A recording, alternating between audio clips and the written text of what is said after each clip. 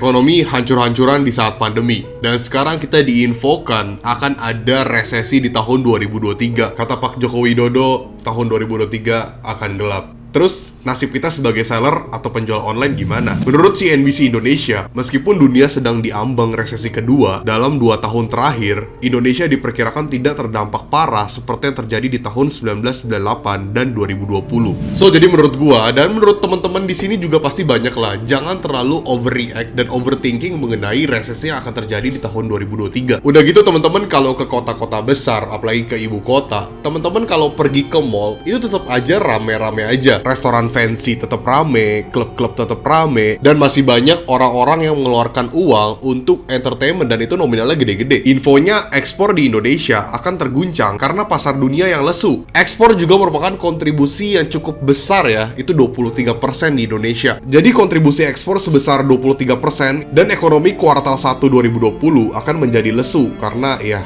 kontribusi sebesar 23% ekspor ya menurun karena guncangan ekonomi dunia. Tapi di sisi lain, kita tetap harus membayar operasional kita.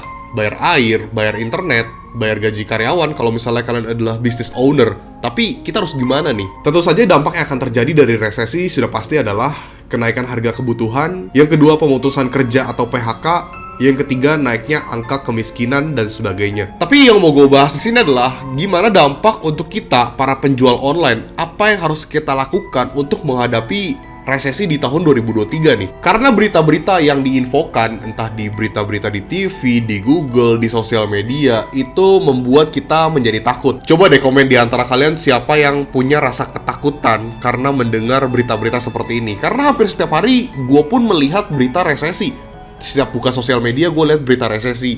Apapun itu pokoknya setiap hari gue lihat lah. Kalau kalian gimana? Tentu saja dengan adanya berita-berita seperti ini akan membuat orang-orang untuk menahan uangnya. Jadi benar-benar kayak mereka menahan untuk belanja yang bukan benar-benar kebutuhan mereka. Jadi mereka menahan uangnya dan memperbanyak uang cash dan dana darurat. Dan inilah yang akan berdampak kepada belanja online, dimana orang-orang akan mulai berkurang untuk belanja di online karena ya seperti tadi gue bilang, karena rata-rata buyer di online itu adalah di level middle to low. Jadi bisa dibilang kayak masyarakat menengah ke bawah lah. Jadi kalau misalnya mendengar berita-berita seperti ini, sudah pasti mereka ini agak lebih menahan belanja di online karena ketakutan. Kalau orang-orang yang middle to high sudah pasti tetap akan belanja, tetap ke mall, tetap party. Cuman ya jarang lah kalau yang middle to high itu belanja di online. Ada, tapi nggak sebanyak itu yang middle to low. Jadi untuk kita sebagai penjual harus kita lakuin apa nih? Jadi gue ada 3 tips atau 3 saran buat teman-teman di sini yang jualan online sebagai seller. Apa yang harus kita lakukan untuk menghadapi resesi di 2023 dan supaya kita nggak blunder. Yang pertama, limit purchases. Jadi dimana kita menahan untuk stok produk. Jadi nggak boleh terlalu gegabah, nggak boleh terlalu berani untuk stok produk.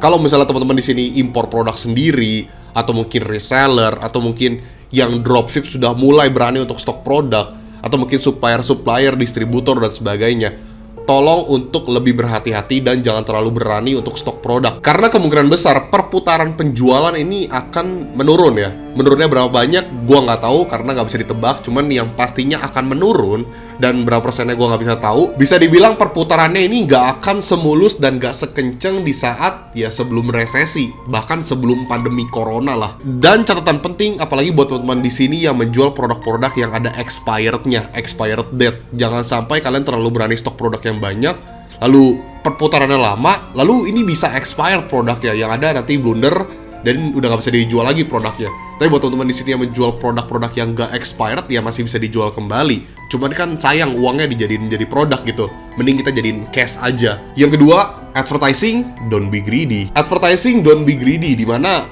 kalian teman-teman di sini jangan terlalu berani untuk advertising. Scale up iklan boleh-boleh aja, tapi porsinya itu jangan terlalu berani, jangan terlalu, kalian tahu greedy kan, terlalu berani banget sampai nanti bisa berdarah gitu. Entah kalian mau scale up iklan jadi lebih besar atau mengiklankan produk yang baru kalian upload produk baru lalu kalian pengen iklanin. Jangan terlalu berani untuk iklan dulu di tahun 2023. Bahkan di saat ini gue juga udah bisa bilang jangan terlalu berani banget lah untuk beriklan. Karena kalau dilihat dari market yang akan terjadi di tahun 2023, orang-orang akan mengurungkan niat belanja yang tidak perlu-perlu banget. Kecuali teman-teman di sini menjual produk-produk yang bisa dibilang kebutuhan sehari-hari atau kebutuhan pokok lah ya. Ya, sandang, pangan, papan, itu kan masih jadi kebutuhan itu ya. Sandang lah terutama ya lah ya. Kalau misalnya teman-teman di sini nggak menjual perihal tersebut, itu jangan terlalu berani untuk iklan lah, karena apalagi kita menjual produk-produk yang sebenarnya tuh gak dibutuh-butuhin banget gitu loh. Jadi kayak jangan terlalu berani untuk iklan guys. Jadi please guys, tolong perhatikan untuk mengatur keuangan kalian. Tentu saja dalam dunia marketing juga, dimana kalian harus memasukkan budget untuk iklan. Itu diperhatikan budgetnya, jangan terlalu berlebihan juga dan jangan terlalu berani.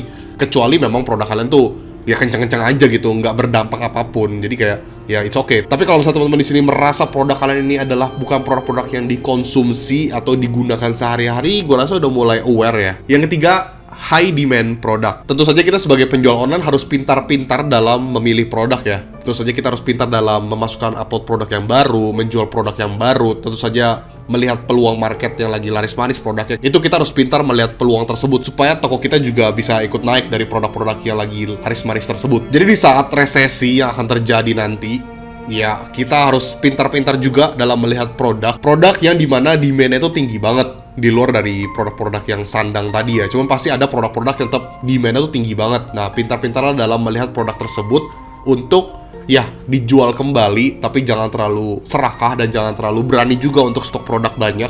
Kalian testing dulu, dijual dulu. Ternyata kalau misalnya laku, boleh stok, tapi jangan terlalu banyak juga. Dan kalau misalnya mau diiklanin juga jangan terlalu berani.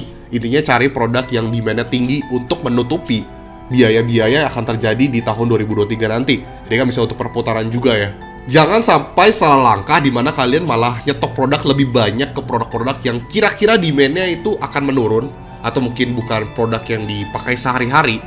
Nanti yang ada uang kalian tuh stuck ya. Jadi perhatikan jangan sampai kalian salah dalam memilih produk yang demand-nya rendah atau nggak dibutuh-butuhin banget. Nah, itu adalah 3 tips dari gua supaya kalian ini bisa menghadapi resesi di tahun 2023 dengan bijak dan dengan baik. Apalagi kita adalah penjual online, kita adalah pemain retail, kita harus pintar-pintar dalam mengambil keputusan. Jangan sampai blunder, karena ketika kita bisnis ada yang namanya resiko.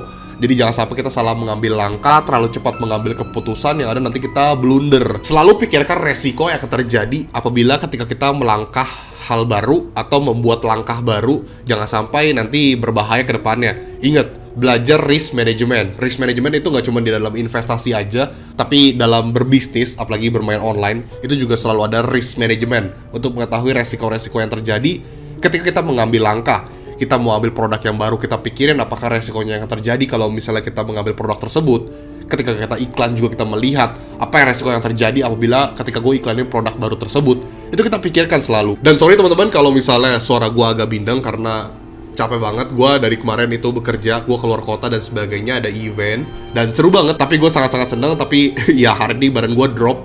Tapi gue tetap harus syuting dan gue pengen info ini ke kalian supaya di tahun 2023 kalian sudah tahu lah langkah-langkah yang harus kalian lakukan apa. Dan kemungkinan besok tanggal 11 Oktober 2022 akan gue upload. Jadi ini bener-bener kayak baru banget videonya gue buat. Dan semoga hopefully kalian akan mendapatkan insight baru dari video ini. Dan jangan terlalu overthinking dan overreact, sekali lagi gue bilang. Jadi jangan terlalu takut juga.